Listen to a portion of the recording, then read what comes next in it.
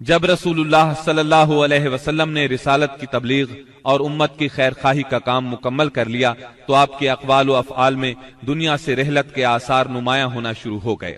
آپ نے 10ویں سال رمضان میں 20 دن کا اعتکاف فرمایا اور سیدنا جبریل علیہ السلام نے آپ کو 2 مرتبہ قرآن کا دور کرایا۔ آپ نے اپنی صاحبزادی فاطمہ رضی اللہ عنہا سے فرمایا، میں سمجھتا ہوں میرا آخری وقت آ چکا ہے۔ سیدنا معاذ بن جبل رضی اللہ عنہ کو یمن کی طرف روانہ فرمایا تو انہیں وصیت فرمائی، اے معاذ، غالباً اس سال کے بعد تم مجھ سے ملاقات نہ کر سکو گے اور میری اس مسجد اور میری قبر کے پاس سے گزرو گے۔ یہ سن کر سیدنا معاذ بن جبل رضی اللہ عنہ رونے لگے۔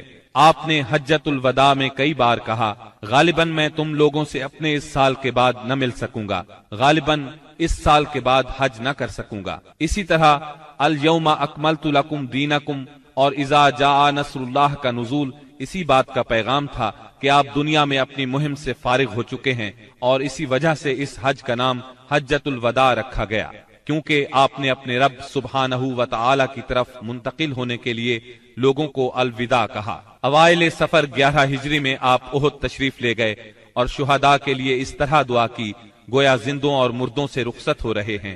پھر واپس آ کر منبر پر تشریف فرما ہوئے اور فرمایا، میں تمہارا پیش رو ہوں اور تم پر گواہ ہوں، اللہ کی قسم اس وقت اپنا حوض دیکھ رہا ہوں، مجھے زمین یا زمین کے خزانوں کی کنجیاں دی گئیں، اللہ کی قسم مجھے تم پر یہ خوف نہیں کہ تم میرے بعد شرک کرو گے، بلکہ اس کا اندیشہ ہے کہ دنیا میں ایک دوسرے سے آگے نکلنے کی دوڑ میں لگ جاؤ گے۔ ماہ سفر کے آخر میں آپ رات کے وقت بقیع غرقد تشریف لے گئے، اہل بقیع کے لیے دعائے مغفرت کی اور فرمایا، ہم بھی تم سے آن ملنے والے ہیں۔ ماہ سفر کے آخری پیر کو رسول اللہ صلی اللہ علیہ وسلم ایک جنازے میں بقیع تشریف لے گئے۔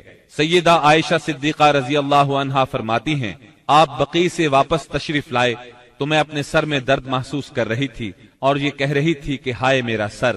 یہ سن کر آپ نے فرمایا، بلکہ میں واللہ اے عائشہ ہائے میرا سر۔ یہ آپ صلی اللہ علیہ وسلم کی بیماری کی ابتدا تھی۔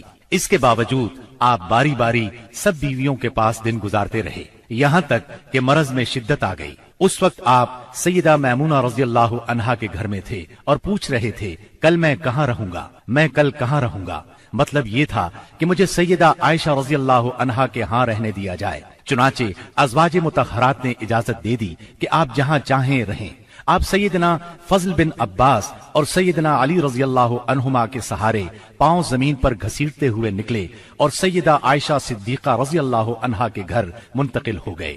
سیدہ عائشہ صدیقہ رضی اللہ عنہا فرماتی ہیں، جب آپ میرے گھر تشریف لائے اور بیماری نے زور پکڑا تو آپ نے فرمایا، مجھ پر 7 مشکیزیں پانی ڈالو جن کا بندھن نہ کھولا گیا ہو، تاکہ میں لوگوں کو وصیت کر سکوں۔ چنانچہ ہم نے آپ کو سیدہ حفصہ رضی اللہ عنہا کے ایک لگن میں بٹھا کر مشکیزوں سے پانی ڈالا، یہاں تک کہ آپ نے ارشاد فرمایا، بس بس لوگوں تم نے کام پورا کر دیا۔ اس وقت آپ نے کچھ تخفیف محسوس کی اور مسجد میں تشریف لے گئے۔ سر پر پٹی بندھی ہوئی تھی، منبر پر فروکش ہوئے اور بیٹھ کر خطبہ دیا اور لوگوں کو وصیت فرمائی، تم سے پہلے جو لوگ تھے وہ اپنے انبیاء اور بزرگوں کی قبروں کو سجدہ گاہ بنا لیتے تھے، تم لوگ قبروں کو سجدہ گاہ نہ بنانا، میں تمہیں اس سے منع کرتا ہوں۔ اور فرمایا، یہود و نصارہ پر اللہ کی لعنت، انہوں نے اپنے انبیاء کی قبروں کو سجدہ گاہ بنایا۔ مزید فرمایا، تم لوگ میری قبر کو بت نہ بنانا کہ اس کی پوجا کی جائے۔